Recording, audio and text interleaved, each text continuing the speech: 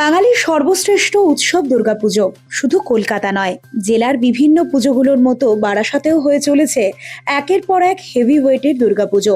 প্রতিবারের ন্যায় 22 ঘর পূজা কমিটির এবারের ভাবনায় সচেতনতা ও পরিবেশ পরিষ্কার পরিচ্ছন্নতা।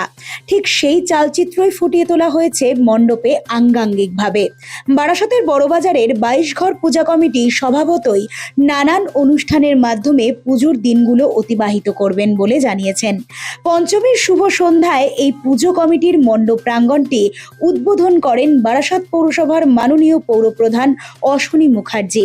এই উদ্বোধনী সন্ধ্যায় সাঁওতালি নৃত্য ও উদ্বোধনী সঙ্গীতের মাধ্যমেই অনুষ্ঠানের শুভ সূচনা হয়। পাশাপাশি প্রতিবারের ন্যায় সামাজিক কর্তব্যরতভাবে অনাথ আশ্রমের শিশুদের এবং দুস্থ মানুষদের বস্ত্র প্রদানও করা হয় 22 ঘর পূজা কমিটির তরফে। সর্ববিস্তরে এই পুজো কমিটির মধ্যে অন্যতম মহিলা সদস্যদের তৎপরতা ছিল চোখে পড়ার মতো। এটা আসলে আমরা পরিবেশ সচেতনতাটা বাড়াতে বোঝাতে চেয়েছি, সমাজে সমস্ত মানুষের কাছে পৌঁছাতে চেয়েছি এটা, এবং অ্যাওয়ারনেসটা মানুষের জনগণের মধ্যে আনতে চেয়েছি। আর চারিপাশের রোগ প্রতিরোধ আনার জন্য মানুষের মধ্যে যাতে সচেতনতা বাড়ে। এবং এই পোস্টারগুলো আপনারা দেখতে পাচ্ছেন, জল অপচয় রোধ করুন বা পরিবেশ বাঁচাতে বৃক্ষরোপণ করুন, বিভিন্ন রকম আরও অনেক পোস্টার রয়েছে। এগুলো মানুষের মধ্যে আরও যাতে সচেতনতা বাড়ে, সেই জন্যই আমাদের এই প্রচেষ্টা। এছাড়াও এই পুজো সম্পর্কে এই ক্লাব কমিটির এক উদ্যোক্তা আমাদের নোবেল বাংলার চ্যানেলের সম্মুখে জানান, মূলত আমাদের এই 22 ঘর পূজা কমিটির নামকরণ হয়েছিল আজ থেকে 23 বছর আগে। আমরা 22টা ঘর মিলে এই দুর্গাপূজাটা অনুষ্ঠিত করি।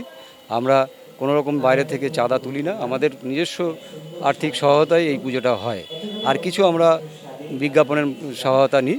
এই পুরোটাই আমরা আমাদের আর্থিক সহায়তায় এই পুজোটা অনুষ্ঠিত করি।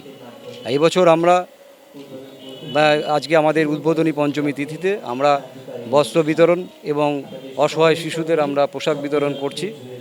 এছাড়াও আমরা বিভিন্ন দিনে ষষ্ঠী, সপ্তমী, অষ্টমী, নবমী প্রতিদিনই আমরা বিভিন্ন সামাজিক কর্মকাণ্ড অনুষ্ঠিত করব এবং দশমীর দিন আমরা প্রতিমা নিরঞ্জন করব। এইভাবেই আমরা প্রতি বছর এইভাবে আমাদের 22 ঘর পূজা কমিটির অনুষ্ঠান করে থাকি। যেহেতু আমরা একটা পাড়াগত পুজো, আমরা সেরকম আড়ম্বর করতে পারি না বা করি না। তার কারণ হচ্ছে আমরা বিভিন্নভাবে চেষ্টা করি যাতে অসহায় মানুষ, যারা দুস্থ মানুষ, তাদের কিছুটা সাহায্য করা যায়।